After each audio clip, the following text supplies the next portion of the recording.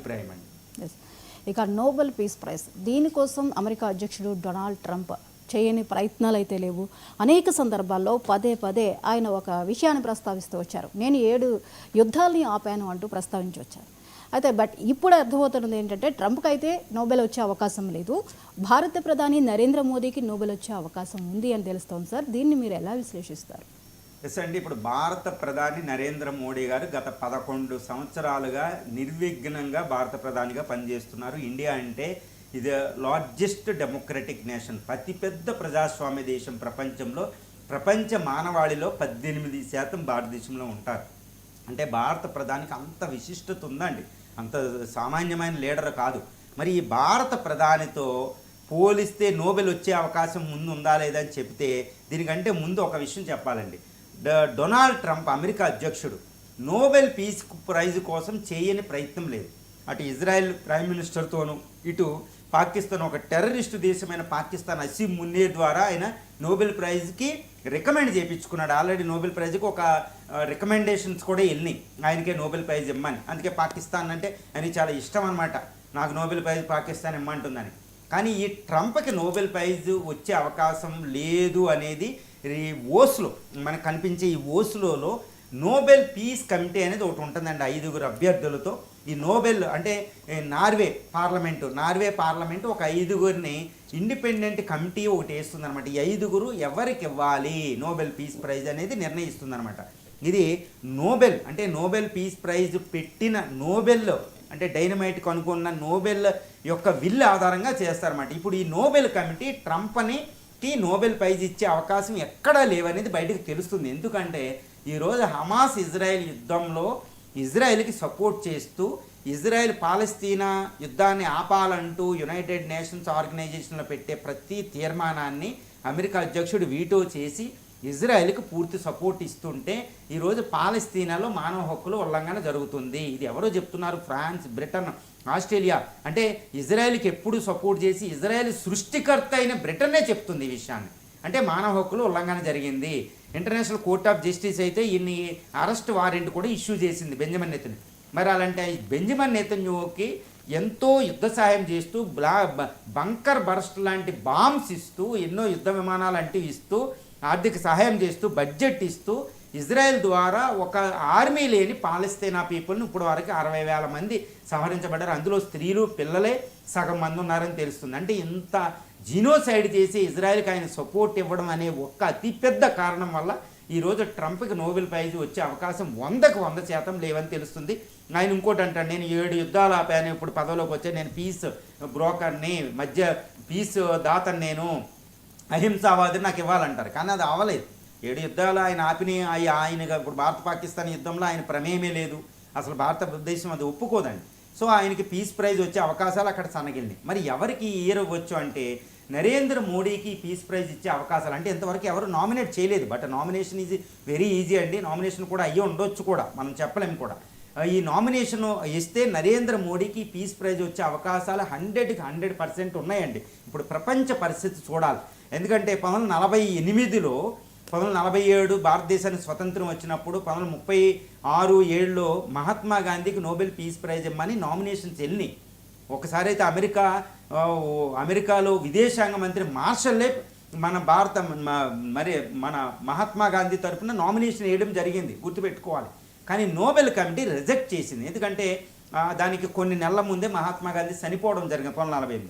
1936లో కొంచెం లాబింగ్ వల్ల మహాత్మా గాంధీకి ఇవ్వలేదు. కానీ నోబెల్ కమిటీ ఇప్పటికీ ఒకటి విచారం వ్యక్తం చేస్తుందని. ఎందుకంటే భారతదేశంలో ఉదయించిన అపోస్టిల్ ఆఫ్ నాన్ వైలెన్స్ అనే మహాత్మా గాంధీకి మేము ఇవ్వలేకపోయాం, ఇది చింతించదగింది అని చెప్తుంది. కానీ ఇప్పటికి అదే నోబెల్ కమిటీ భారతదేశ జాతిపిత అని చెప్పుకునే మహాత్మా గాంధీ శిష్యులుగా చెప్పుకున్న 7 నోబెల్ ప్రైజ్ ఇవ్వడం జరిగింది. అందులో Martin Luther king from the United states of America, Obama, తర్వాత నెల్సన్ మండేలా, యాషర్ అరాఫత్తో, ఆంగ్ సాన్ సూకీ లాంటి 7 వాళ్ళే చెప్పుకున్నారు we are the disciples of Mahatma Gandhi.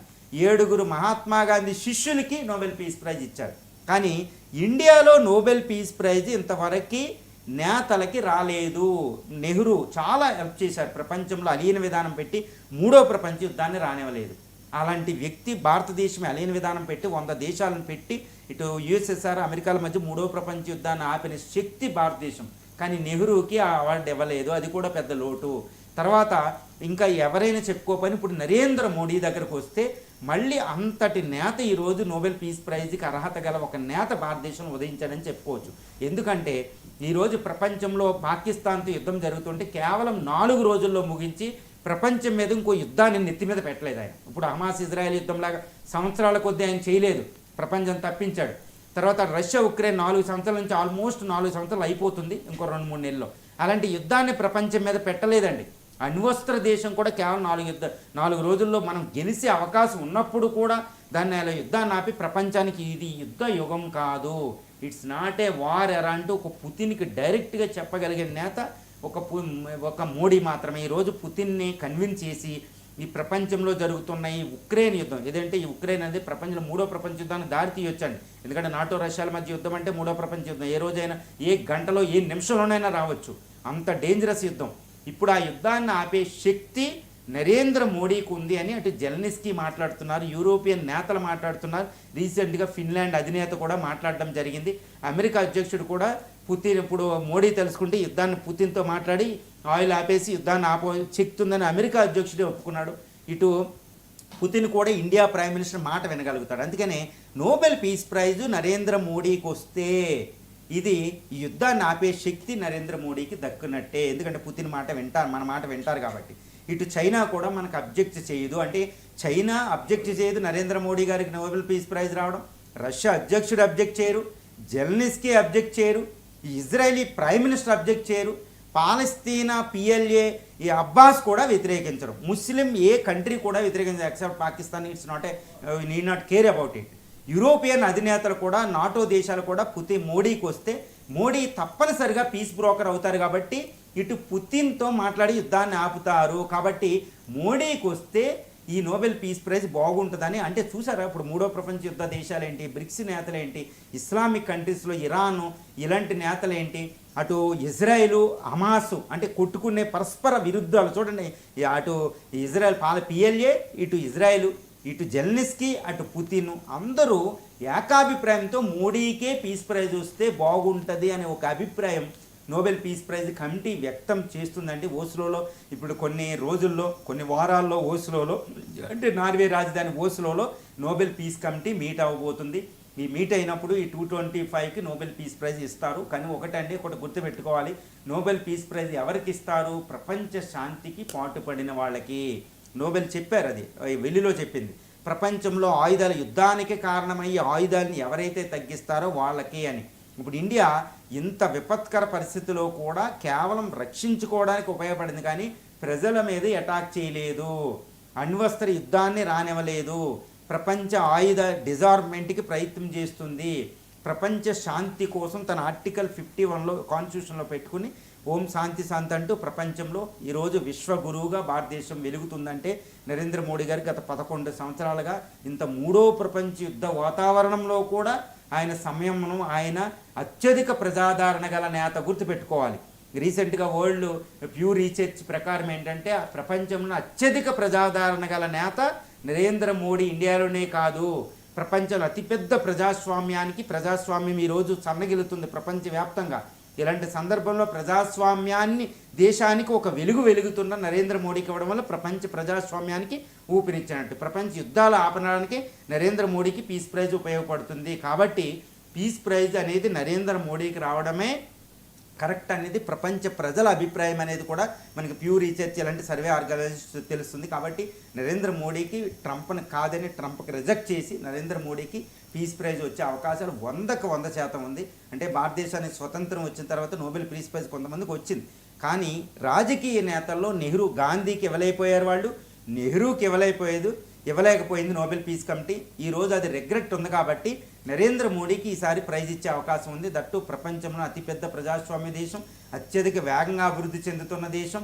ఈ యునైటెడ్ నేషన్లో సస్టైనబుల్ డెవలప్మెంట్ గోల్స్కి ఇండియా పాత్ర ఉంటేనే అవుద్ది. ప్రపంచ యుద్ధాలు ఆపాలంటే ఇండియన్ ప్రైమ్ మినిస్టర్ అవసరం.